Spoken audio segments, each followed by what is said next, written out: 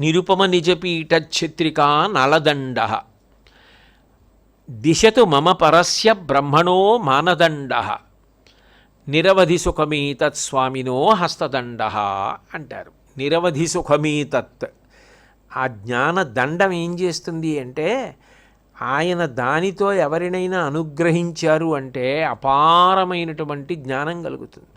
అసలు యథార్థానికి సన్యాసి నమస్కారంలో కానీ, సన్యాసి స్నానంలో కానీ, సన్యాసి పూజలో కానీ ఆ దండానికి ఎంతో మర్యాద, దండ విన్యాసం అదంతా చాలా విశేషమైనటువంటి ప్రజ్ఞతో కూడుకున్న విషయాలు.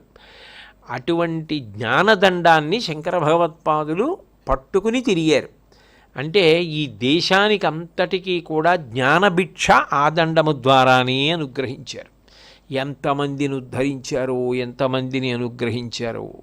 కాబట్టి అంత గొప్ప జ్ఞానదండాన్ని ఒక్కసారి మనసుతో ఊహ చేసి ఆయన పట్టుకోవడాన్ని మనసులో భావన చేసినా అది గొప్ప అనుగ్రహ విశేషమే. కాబట్టి జ్ఞానాత్మకైక దండాఢ్యాయ నమః అని కీర్తించారు. అలాగే కమండలు లసత్కరాయ నమః. లసత్ అంటే ప్రకాశించడం. ఆయన చెయ్యి కమండలంతో ప్రకాశిస్తోందట. ఈ కమండలం పట్టుకోవడం అనేటటువంటిది అత్యంత ప్రధానమైన విషయాల్లో ఒకటిగా చెప్తారు. ఎందుకు చెప్తారు అంటే అది ఉదక పాత్ర యథార్థమునకు, అందులో నీళ్లుంటాయి. కానీ ఆ కమండలోకున్న గొప్పతనం ఏమిటంటే సర్వసాధారణంగా సన్యాసులు వాడేటటువంటిది కొయ్యతో కానీ మట్టితో కానీ చేసిన కమండలు వాడతారు.